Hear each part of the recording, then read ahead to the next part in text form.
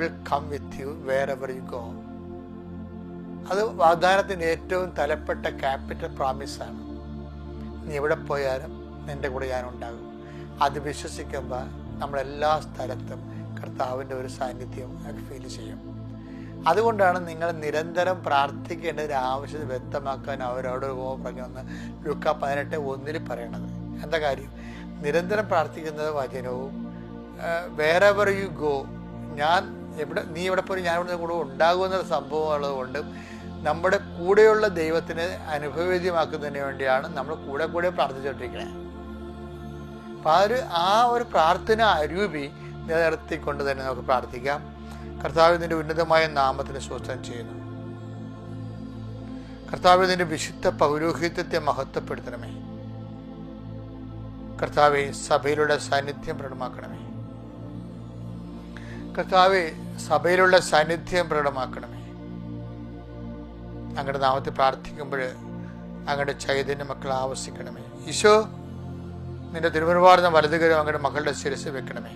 സദ്യബന്ധങ്ങളിലെ കർത്താവിനത്വം നിറയട്ടെ. മാംസപേശികളിൽ കർത്താവിനത്വം നിറയട്ടെ.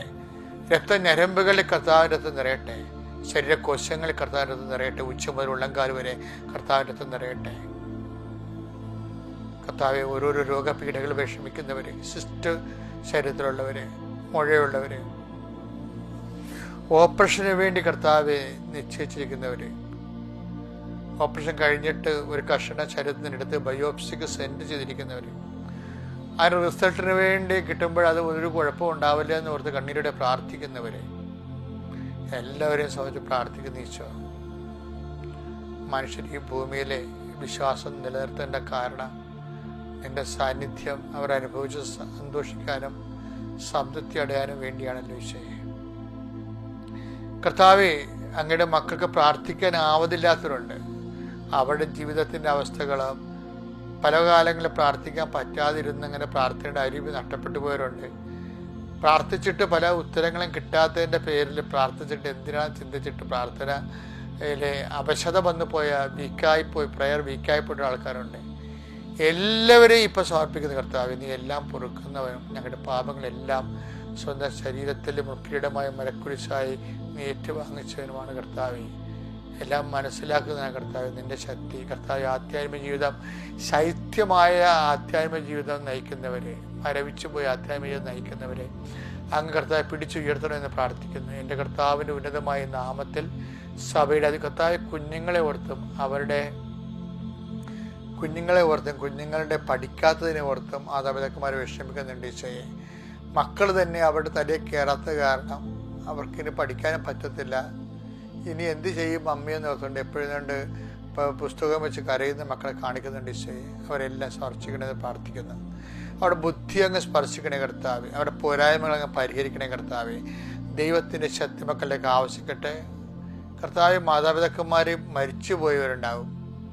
ആ മക്കൾ ആകസ്മികം കൊണ്ട്, അപകടം കൊണ്ട്, അങ്ങനെയുള്ള മക്കളെല്ലാം ഇപ്പം ചേർത്ത് നിർത്തി അങ്ങയുടെ ദിവസനെ സമർപ്പിച്ച് പ്രാർത്ഥിക്കുന്ന ഈശോയെ. ദൈവത്തിൻ്റെ കരുണ മക്കളിലേക്ക് ആവശ്യിക്കണമേ. എൻ്റെ കർത്താവിൻ്റെ ഉന്നതമായ നാമത്തിൽ ജോലിയില്ലാത്തവരുണ്ട്, ചെയ്യേണ്ട ജോലി നഷ്ടപ്പെടാൻ പോകുന്നവരുണ്ട്, നഷ്ടപ്പെട്ടവരുണ്ട്, തിരികെ വിളിക്കാൻ വേണ്ടി പ്രാർത്ഥിക്കുന്നവരുണ്ട്.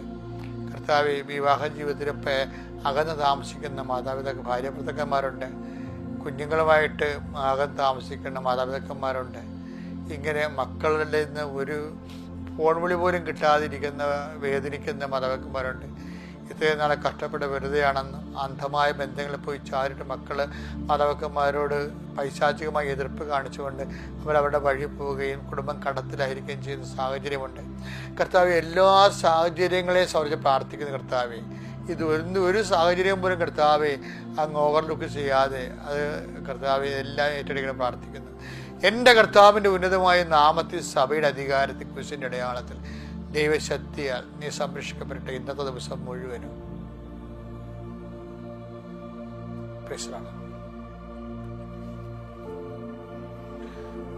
നമുക്ക് നമ്മൾ ഇന്ന് വായിക്കുന്ന വചനം വിശുദ്ധ ലൂക്കായുടെ സുവിശേഷമാണ്. നവംബർ 19 ചൊവ്വാഴ്ച ആയ ഇന്ന് നമ്മൾ വായിക്കാൻ പോകുന്ന വചനം വിശുദ്ധ ലൂക്കായുടെ സുവിശേഷം 18. അങ്ങനെയെങ്കിൽ രാവും പകലും തന്നെ വിളിച്ച് കരയുന്ന തന്റെ തിരഞ്ഞെടുക്കപ്പെട്ടവർക്ക് ദൈവം നീതി നടത്തി കൊടുക്കുകയില്ലേ? അവിടുന്ന് അതിന് കാലവിളംബം വരുത്തും. അവർക്ക് വേഗം നീതി നടത്തി കൊടുക്കും എന്ന് ഞാൻ നിങ്ങളോട് പറയുന്നു. എങ്കിലും മനുഷ്യപുത്രൻ വരുമ്പോൾ ഭൂമിയിൽ വിശ്വാസം കണ്ടെത്തുമോ?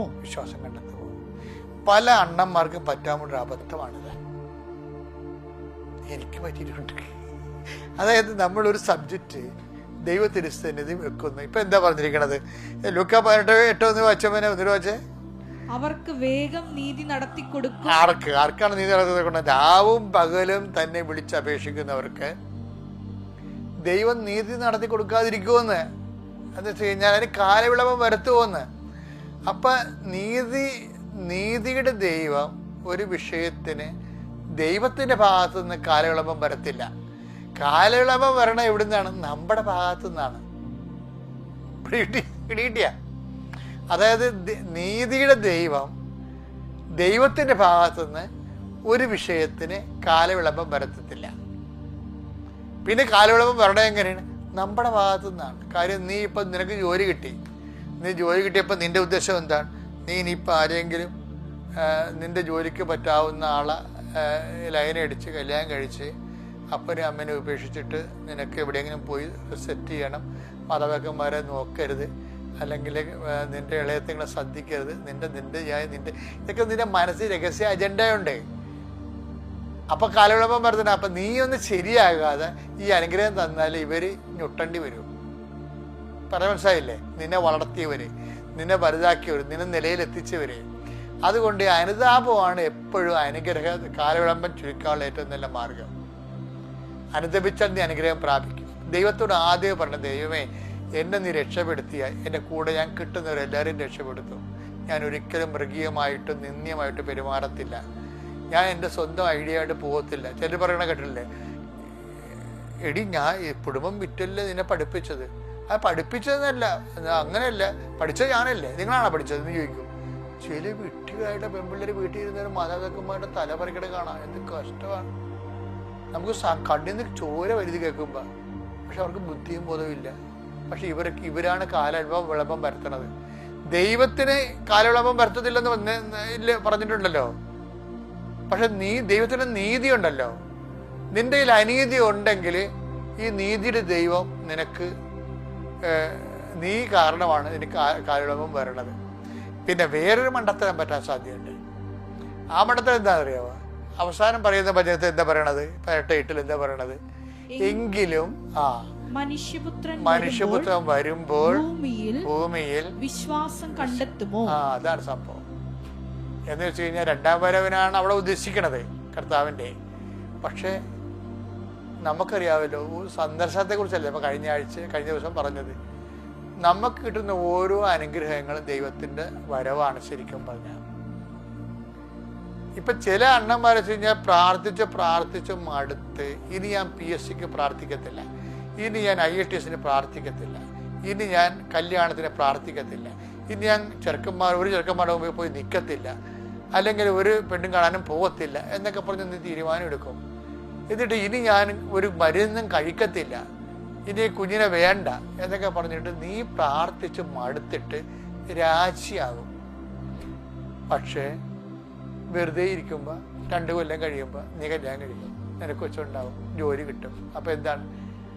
മനുഷ്യപുത്രൻ വരും. നിനക്ക് വിശ്വാസം അപ്പം ഇല്ല. മനസ്സിലായില്ലേ പരിപാടി? ഇതെല്ലാം കിട്ടിക്കഴിഞ്ഞപ്പോൾ നിനക്ക് വിശ്വാസമില്ല. വിശ്വാസം നീ നഷ്ടപ്പെടുത്തിയല്ല 2 മാസം മുമ്പ്, 2 കൊല്ലം മുമ്പ്. അന്ന് ചോദിച്ചത് ഇന്നാണ് തരണത്. അതാണ് ഈശോ ചോദിക്കണത്. എങ്കിലും മനുഷ്യപുത്രൻ അടയാളമായി അത്ഭുതമായി നിന്റെ ജീവിതത്തിൽ വരുമ്പോൾ നിനക്ക് വിശ്വാസം ഉണ്ടാകുമോ? ആ വിശ്വാസം ഉണ്ടാകുമോ എന്നുള്ള ചോദ്യം ഒരു 1.5 ചോദ്യമാണ്.